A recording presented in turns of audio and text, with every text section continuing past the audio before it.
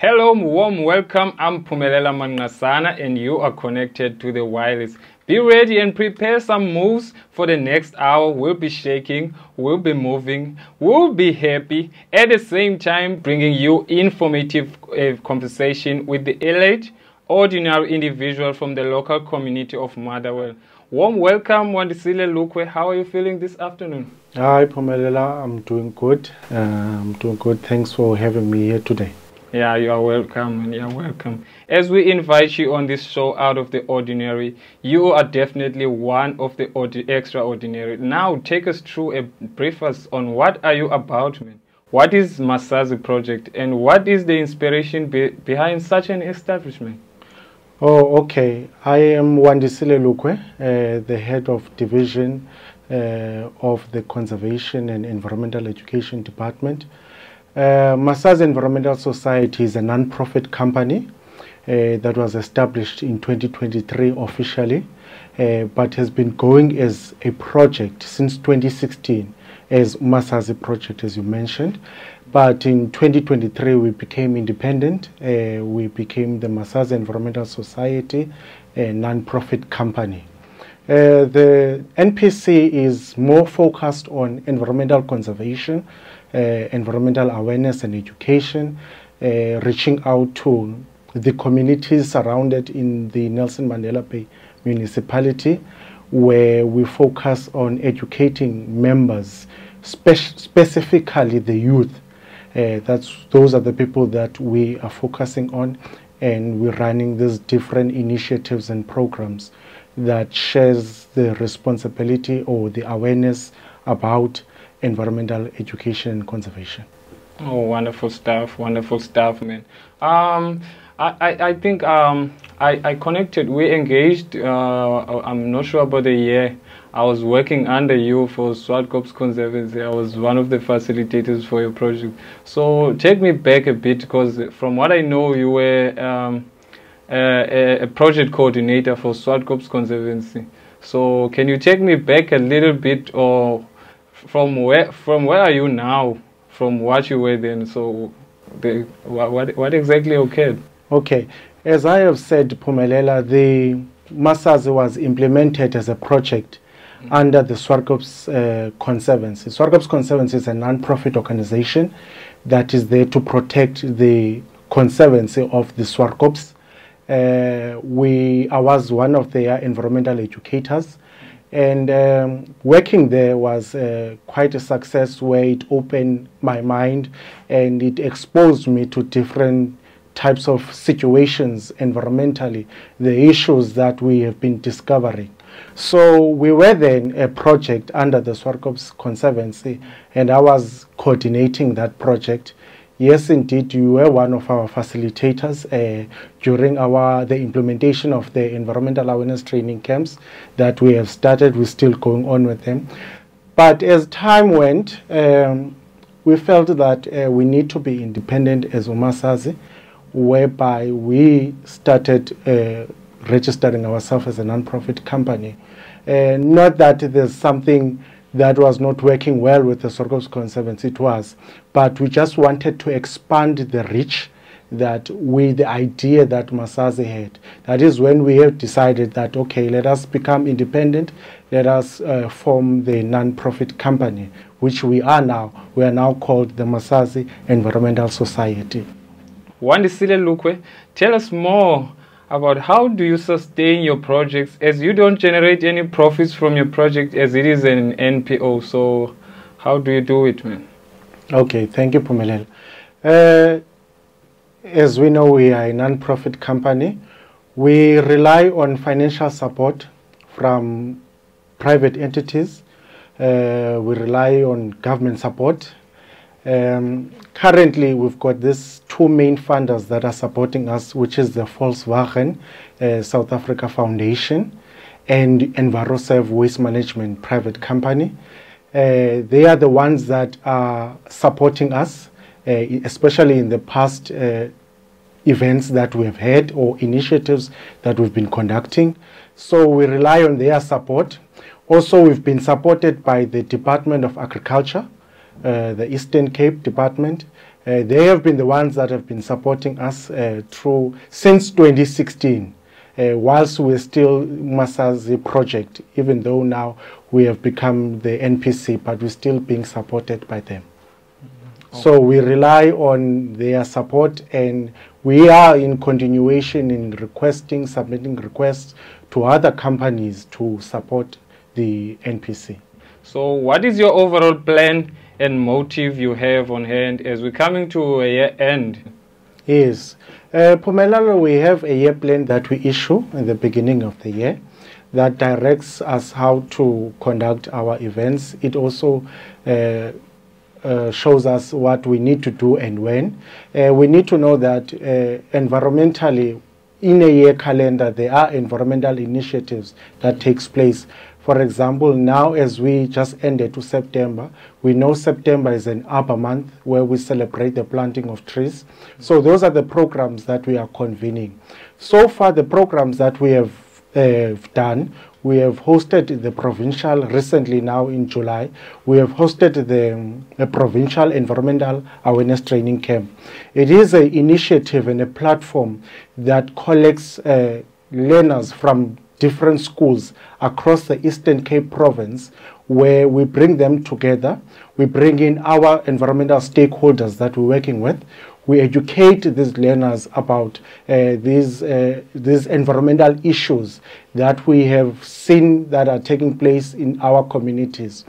Also, we are now focusing on our last event that we'll be having, that will be starting on the 28th November till the 1st September, which is the Siyazenzela Environmental Awareness Summit. The purpose of it is that we've been since 2016 running these environmental training camps, educating these learners how to implement such projects in their schools. We now have reached a point that it is high time we draw up an action plan. We put all those programs into action. So this is where now, this is a regional platform where we're inviting all schools across high schools, across the Sarah Baartman region, where we bring them together into this summit and having different stakeholders highlighting the themes that we're focusing on, where we're giving them an opportunity to be able to explore how they could start these initiatives in their schools. Our environmental themes or the focuses of the summit is 1, waste management. 2, we're focusing on estuary and river support. 3, we have a program which is biodiversity. This is where we're trying to connect communities with our natural spaces that exist around our neighborhoods that we are not aware of or the communities are not aware of. Hence, we have indicated or selected the Swartkops Nature Reserve as one of those places that where we will explore the nature reserve with the participants for them to be there. Also, we'll be taking participants to landfill sites to see the processes of what happens to the waste that they dispose. And we also take them to recycling centers where they can explore and see what they can do out of the waste that they generate domestically, and then what can be done in order to resell the items. So those are the programs that we have. So the main last program that we have now left for this year is the Siyazenzela Regional Environmental Awareness Summit. Do you think, are there any challenges that you think you're going to face while you're planning it, or maybe such challenges that you think you had that you already tackled? Yes. Okay. Phumelela, what we do, we have this, what we call, we always have a review conference after our events. The purpose of this review conference is to highlight all the issues or the challenges that occurred during the event, during the planning of the event, which gives us an opportunity to plan better for the upcoming event. Because the provincial environmental awareness training camp that we had a conference, a review conference after it, where we sat down with the facilitators and stakeholders. We tried and outlined all the obstacles that we've met and how can we advance ourselves for the next event that is to come. Also, we have developed what we call a process control plan, where it gives us an indication that how we should be conducting the event, the things that we need to do, the things that we need to consider, how to attend such issues that may occur. So what entertainment do you bring to the kids so that they can somehow feel live?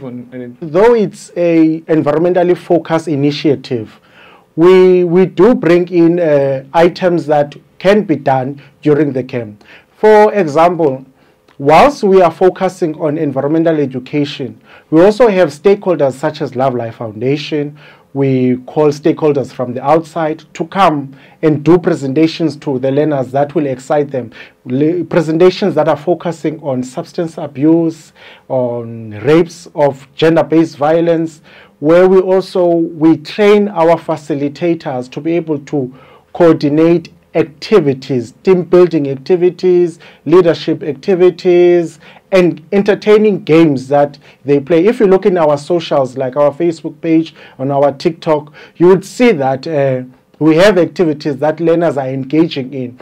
And to be quite honest, it is a success, because you would see when we reach the time where children have to go home, they are crying and they want to stay because they were entertained and they enjoyed their stay during our training camps that we have. So we are having sports and activities that are there to keep the children alive, and excursions also, where they don't learn about these things in classrooms, where we take them out of classroom to explore what we've been teaching them inside the classroom. What impact do you see or have seen about your project from the society? Also, where do you envision your project in the near future? Are there any social media platforms where people who want to engage with you can connect? The problem is big, to be quite honest, environmentally in our communities, because we've got major litter pollution, we've got major water wastage, we've got major water pollution. So we are doing it day by day, though it seems too little, but it's making a difference. We do see when we're doing our evaluations that there is an impact that it has, because we've got societies that are now being educated.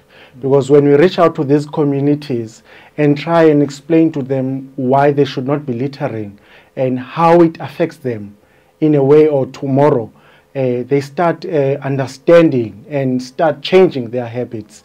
Because, for example, we have our hotspots areas across the Nelson Mandela Bay municipality, where we've identified as crucial places that has a high alarming rate of environmental issues. So we've been trying to inform and educate the communities, and to our evaluation, we can see that there is a difference that is taking place, because we are educating these people about these environmental issues that are there.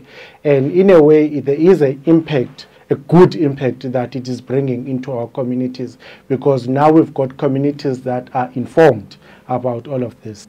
We have the Facebook page, which is Masazi Environmental Society. People can gather information there of the activities that we're doing. We've got TikTok page, we've got our YouTube page that people can link in. The contact details, our email addresses are there. Our contact details are all there, so people can reach out there. And if there are people that are out there who are willing to volunteer and work with us. Okay, all right, Wandisile Lukwe, I wish you nothing but the best in your future endeavors. Thank you for having us on the wireless. This is Phumelela and you are connected to the wireless.